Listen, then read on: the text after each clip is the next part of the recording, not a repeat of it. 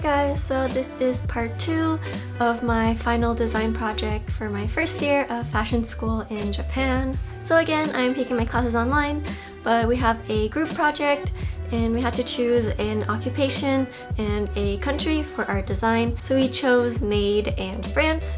So this is the design I came up with. And in my last video, I sort of explained more about the pattern and all the steps I got to make my final design, and I also showed how to make the skirt. And today I'm going to be showing you guys how to make the blouse. So the blouse is very vintage romantic inspired.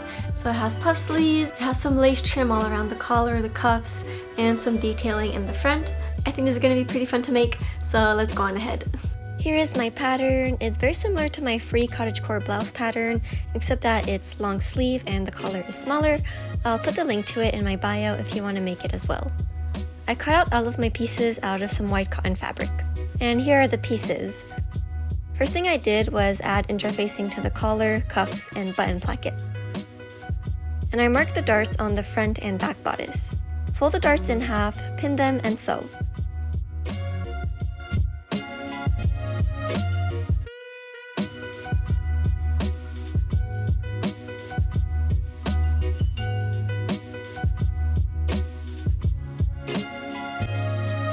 Next, place the front and back bodice right sides together and sew the shoulder seams like this. Okay, so now I'm going to show you how to make pin tucks. I already marked where I want them to be. I did it on the side. It looks like this. I was always curious on how to do it, and it's actually pretty simple. On the line that I marked, I'm going to fold it in half and iron it down. And then I just sew as close as possible to the edge here.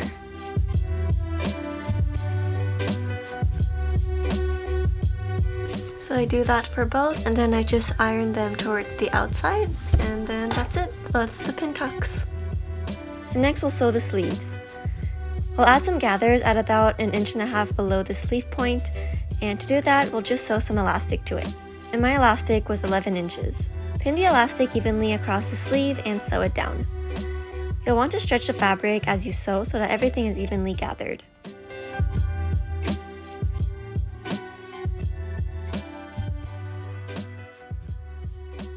So here's the sleeve so far. There's going to be ruffles at the bottom too, but we'll do that later. Next, gather the sleeve cap by sewing 2 parallel basting stitches, and that's just a straight stitch with the longest stitch length.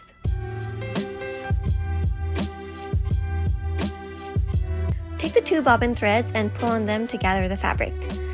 A little tip is to concentrate the ruffles at the top to create that extra poof at the shoulder. And now that we got the sleeves, let's sew them to the bodice. Open up the bodice and place the middle of the sleeve to the shoulder seam right sides together. Pin the sleeve evenly around the armhole and sew it. My camera died while filming, but yeah, just sew it all around. Next, sew the side seam right sides together.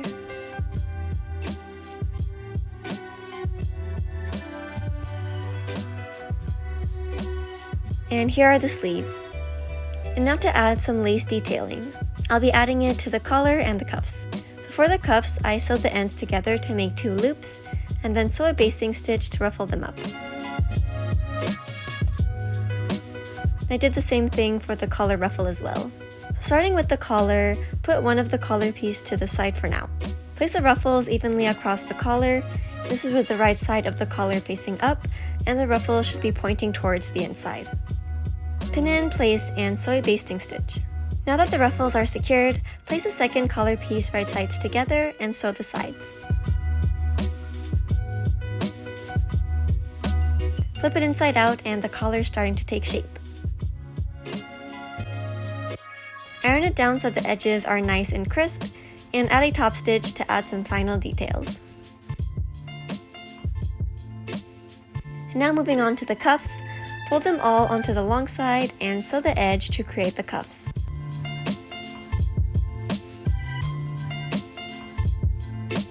And they should look something like this. Place the lace at the edge with the ruffles facing down, and place a second cuff piece on top, right sides together. And sew all of those layers together. And then flip it inside out, and this is the cuff. And now to add it to the sleeve. Sew a basting stitch to the sleeve and ruffle it up till it's the same size as the cuff.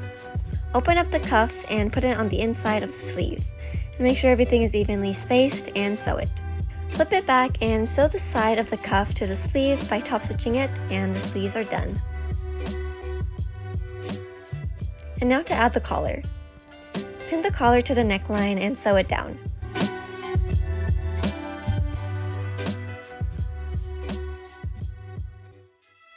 To finish off the raw edge, I cut some bias tape, which is just a strip of fabric that's 1 inch wide.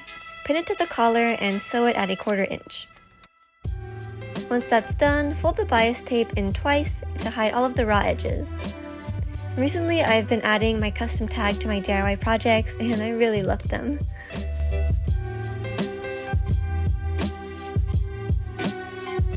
And now the final step, the button placket.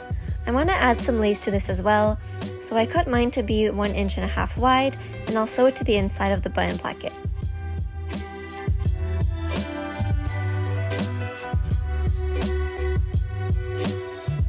This should give something like this. Fold it up and fold it another time at 1 inch, and repeat that for the rest of the button placket.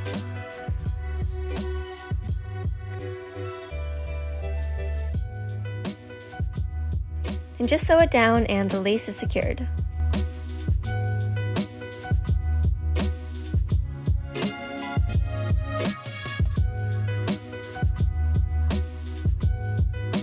So the blouse is almost done. The lace is looking super cute. I really like it.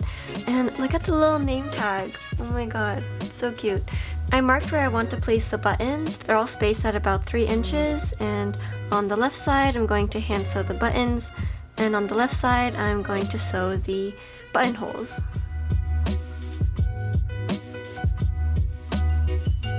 And now the blouse is pretty much done.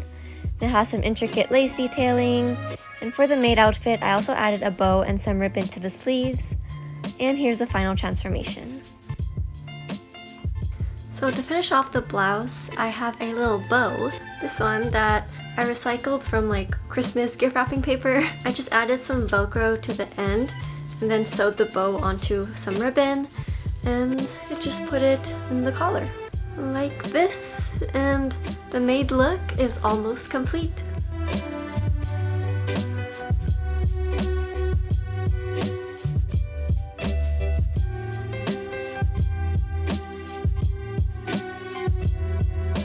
So yeah, that's pretty much it for the blouse.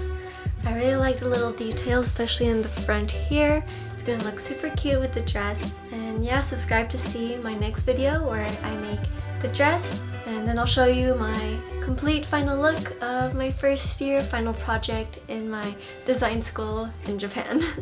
So yeah, thank you so much for watching. I'll see you all in the next video. Bye!